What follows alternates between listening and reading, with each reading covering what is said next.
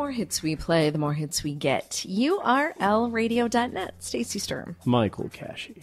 Okay, racism. Oh, racism. Where's Tyler? It usually happens when you're like 60, I think. It's a little older than that. It's like 75. 75? No, 70? I think it's probably closer to 70. Or maybe even 65. I don't know. I feel like in this day and age, retire, you just become racist. you just become racist. I was talking about that Get today. your AARP card and join the KKK. American Association of Racist People. God. Racist Sort of how it person. is. Instead of retired persons. Okay, so this is off crack.com. Here are 5 of your favorite things that are racist. The first one is Mickey Mouse. Well, A, it's created by Walt Disney. I know, right? What do Mario, Bugs Bunny, Sonic the Hedgehog, and Mickey Mouse have in common? They're all stereotypes. They all wear white gloves, as do most cartoon characters that you can name. But why?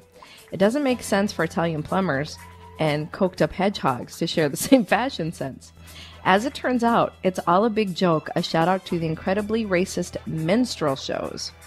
Minstrel shows were a once popular form of American entertainment wherein white performers would put on blackface and do silly sketches and sing songs while wearing tuxedos, top hats, and white gloves. They're mostly remembered today as a tragic byproduct of more racists. I feel like there were also black minstrel shows, though, too. They did not dress up in whiteface. Oh, I'm sure there were. I don't know. I mean, I'm positive, but did we make them do it? No. So if that's the case, then we're just double racist. If we force them to do it, then that's just like double racism. Let's look into this. Okay, look into minstrel shows. Black minstrel shows.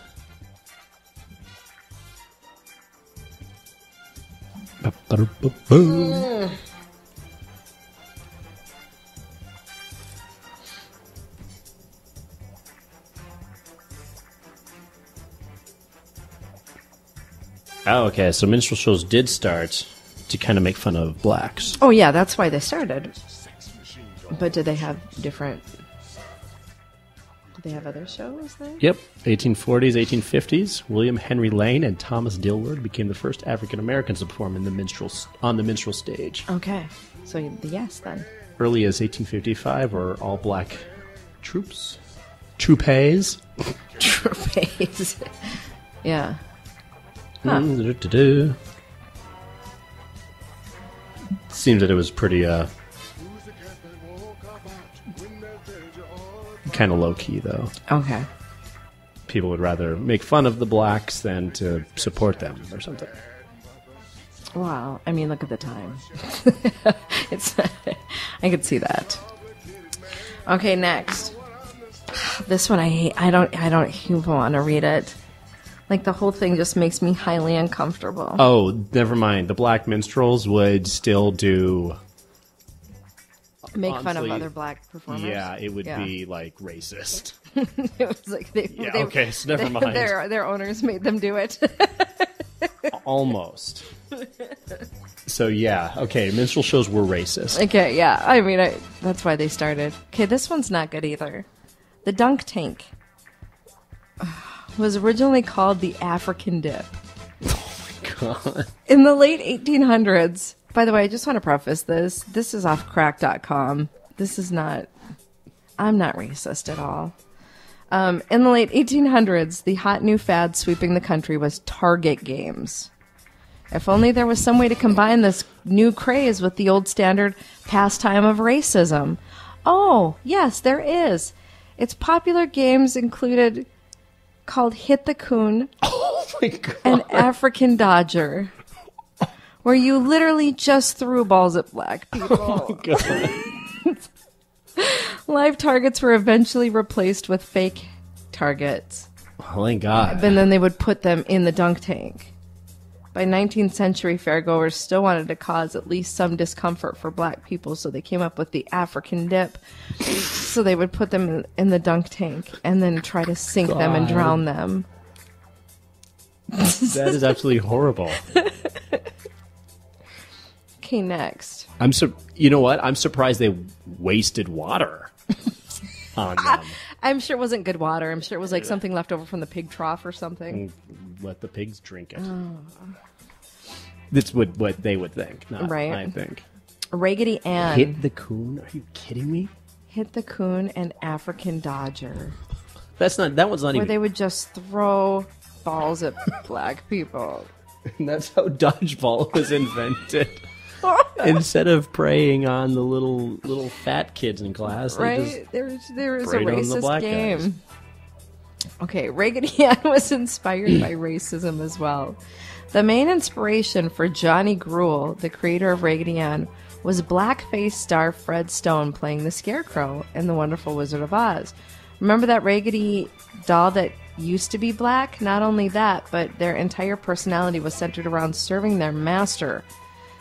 Raggedy Ann started off by serving her master, Marcella, who owned her.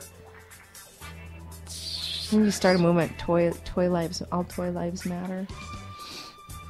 Next, the paddy wagon. For once, this isn't about black people. Now we're picking on the Irish. Nah, they're used to it. A paddy wagon is the slang for that big truck that cops drive around to wrangle up a bunch of drunken rioters after an Irish whiskey rage dies down. But the name doesn't refer to padded walls or anything like that. It's actually an ethnic slur against Irish people. Patrick is the most common Irish name, with Paddy being its short version. And while back when the term was coined, it was widely believed that Irish people spent a lot of time in the back of police cars. It was like their Uber. So they just renamed them paddy wagons. Oh, God. Like Irish racial slurs, this sounds horrible, are almost funny. I know, right? I feel like it's acceptable. Can we get a real life Irish person? Actually, we probably could. There's one that plays soccer at University of Mary. Where's Seamus? Seamus wasn't even really Irish. His name was like Riskin or something. No, it was like Bob or No, something. it wasn't. It was something he mega didn't even Irish. have an accent. That's because I think that was just his name for when he worked at Blarney and waited on us. I don't think it's like when you go to Kobe's. His real name's not really Tim, you know? Seamus O'Flanagan. Right? How are you, laddie? So we gave him this whole life. We gave Seamus this entire life. Well, we gave him that name because there's the pound o' Seamus fries. Like, So we called him Seamus and we made up this whole backstory and we did accents fresh about off it. the boat. And really his name's like Bob and he's from Steele, you know? He's like, from Killarney. and he had red hair. That was the best thing. He looked Irish. He looked like he was really Irish, but he spoke perfect North Dakota accent. But Did he? I so- never heard him speak once. Yeah, he's Besides like, to you want say- more water? Do you want some fries? No, that's Borat. Now Oh. you Some fries there, laddie. fries there, laddie. Okay, and the last thing that's racist is actually zombies. Zombies evolved from the horrific fates of French slaves. If you want to blame anybody for the glut of zombies in modern fiction, blame George Romero for his 1968 indie hit Night of the Living Dead. But if you really want to get to the source of the problem, you might want to jump in your time machine and go back to the 17th century Haiti. This is not going to be enjoyable, but back then Haiti was known as Saint-Domingue and was a French colony that took in all the slaves that they could brutally work to death. Turned out to be a lot of slaves that they could work to death. African slaves worked on the plantations in inhumane and brutal conditions. Half of the workers would die within their first year of servitude. The other half tended to kill themselves, which is actually worse than you think. See, the religion of the Haitian natives forbade suicide. The slaves believed that when you died, your freed soul could spend the afterlife back in Africa. But those that took their own lives would be forced to roam the same place where they died for eternity. They'd never get back to Africa. Eventually, the Haitian myth got mixed up with voodoo beliefs about powerful shamans being able to raise the dead. And over time, all this came together to create a brand new myth of corpses rising from the grave and killing everyone in their path. They were actually French slaves. That's how zombies started. That's not that racist. Well, I think it's all slaves, I guess. Zombies are slaves. Yeah, but it's... And if you look at it, they are still slaves, even in the afterlife. Well, we're All slaves? I don't know.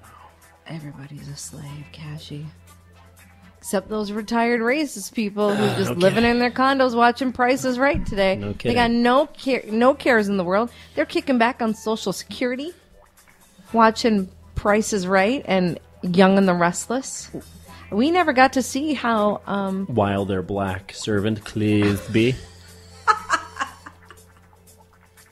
We never got to see how Young and the Restless turned out that one day. That girl was going to torch her husband.